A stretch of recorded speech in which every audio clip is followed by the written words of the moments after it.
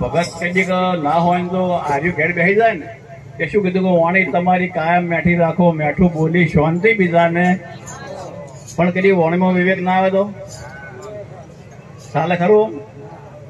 એક ભાઈને એક ઘોડું બધું શું કે ઘરવાળા શું કીધું કે આપણે મોનતા મોના ચાલુ થઈ જાય. આ તો આકલ્યા વરહાની જૂના વરહાની વાત છે. એટલે પેલા એને કીધું કે આપણે 10 વામણ જમાડો, આ ઘોડું હાલું થઈ જાય.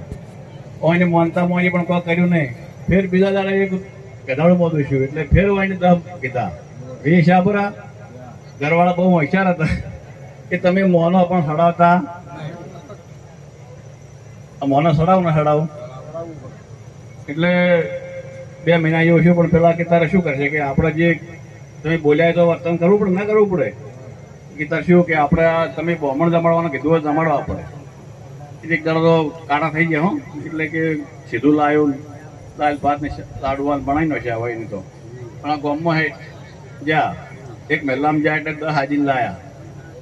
એટલે કે હાલ બેહો હમણાં મારો કે બીજા 10 લાવવાના છે અમારે વીરનો કે માનતા, એટલે 10 બીજા લાયા. હાથ દોરીને ખાટલે બેહાડ્યા. એટલે કે આ લેન કે થાળીઓ 10 ઓમ મેલી ને 10 ઓમ મેલી.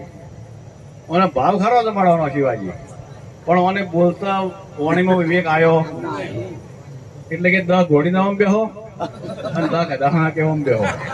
હવે પેલા હાથ ધોઈને ઉભા રહ્યા. બેહે હારે કોઈ પ્રસાદ લેવા બેહે કોઈ? તમે ગમે એટલો હવન કરો, કથા કરો, પણ કોઈ એમ કોક માર્કેટ ખાવા આવતું કોઈ આવે?